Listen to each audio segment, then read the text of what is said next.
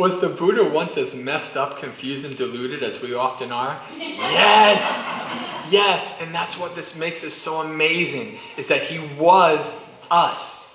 He was now, I mean, later traditions and stuff make him out to be this guy with these 32 marks of a great man and all of this stuff, and make him omniscient and all of these, you know, they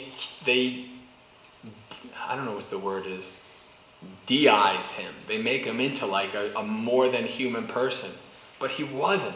That's the amazing thing about this. He was just like us. When there's wonderful suttas where a king will come to try to find the Buddha, and there'll be like a sea of monastics, and they'll be like, well, where's the Buddha? I'm trying to find the Buddha. They couldn't see the Buddha among all the other monks, right? So he's not like this, like, you know, it's like this, some of the marks are like he has like glowing. You see like pictures like with like a halo, you know, all these kind of things. He was just like us. That's the amazing part about this. This is just what I talked about dukkha this afternoon.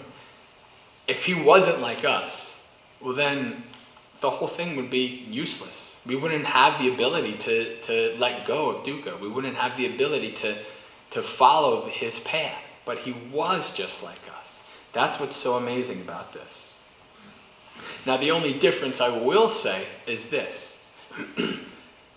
Any kind of extra abilities and powers and all these kind of things that he might have had was because he practiced these, these various aspects. I'm trying to think of what the words. There's the 10. It eludes me now.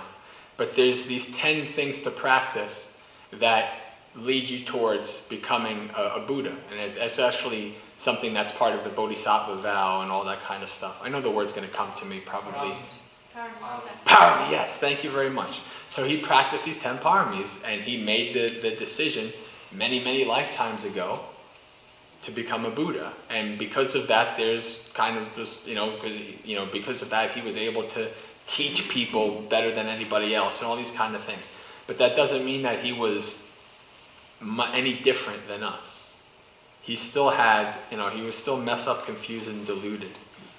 And so that's a wonderful message. Wherever you're at, you can get there. You can change yourself. You can make yourself better. Just have to keep practicing. Don't give up.